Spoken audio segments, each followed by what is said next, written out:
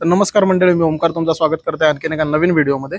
तर यो व्हिडिओ बनवण्याचा उद्देश हेच आहे की उद्या नागपंचमी आपल्या सर्वांना माहीत असा। तर होता काय की आपल्याकडे पहिल्यापासून अशी प्रथा चालत आली आहे की नागपंचमी दिवशी नागाक आपण दूध पाजतो। तर बऱ्याच वेळा आपण बघितलं असतं की रस्त्याच्या कडेक जे गारोडी बसतात टोपलींता नाग बी घेऊन आणि बरीच लोकांना श्रद्धेन भावनेन आपल्या जाऊन त्यांना दूध पाजतात। पण त्या करून आपल्याला असं वाटत असतं की आपण चांगला पुण्य कमवतलो किंवा काय, पण तसा होत नाही। तर हे जे रेप्टाइल्स असतात हे कोल्ड ब्लडेड कार्निवोरस रेप्टाइल्स असतात, ते दूध पिऊ शकत नाही। जेव्हा हे गारुडी त्या सापांका नागांका धरतात 2 ते 3 हफ्ते आधी आणि त्यांची पूर्ण उपासमार केलेली असता, त्यांना अन्न पाणी कायच देत नाही, त्यांना असं कुठेतरी पॅक करून कोंडून ठेवलेलं असता।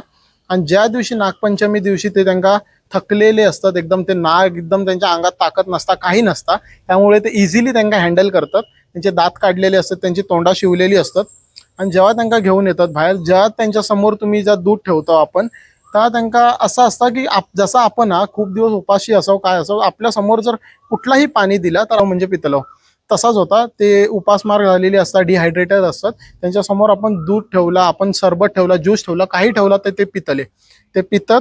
आणि ते लॅक्टोज इंटॉलरंट असल्यामुळे त्यांना डायरिया, वॉमिटिंग, डिहायड्रेशन होता आणि ते 1-2 दिवसात ते परत मरतात।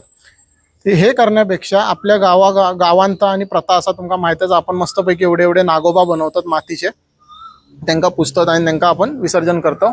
तर त्या असा करा किंवा आपल्या श्रद्धेनुसार आपण आपल्या मंदिरात जाऊन महादेवाच्या देवळात असे काही आपल्या आजूबाजूक जर दिसले तर मी डिस्क्रिप्शनमध्ये सगळे हेल्पलाईन नंबर देईन, नियर बाय फॉरेस्ट डिपार्टमेंटचे जे पण असतील त्यांना एकदा कॉन्टॅक्ट करा आणि ह्यांका रेस्क्यू करू, आपण हेल्प करूया। कारण पर्सनली माका पण हे रेप्टाइल्स आवडतात, मी पण बऱ्याच वेळा रेस्क्यू केलेले आहेत छोटे मोठे स्नेक्स।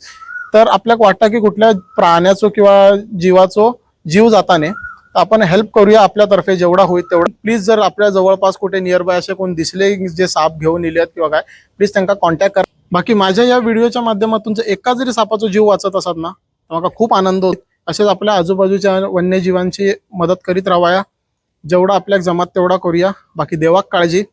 चला, तर व्हिडिओ आवडलो असेल तर व्हिडिओ लाईक करा, शेअर करा, चॅनलला सबस्क्राईब करा। बाकी तुमका सर्वांका नागपंचमीच्या हार्दिक शुभेच्छा।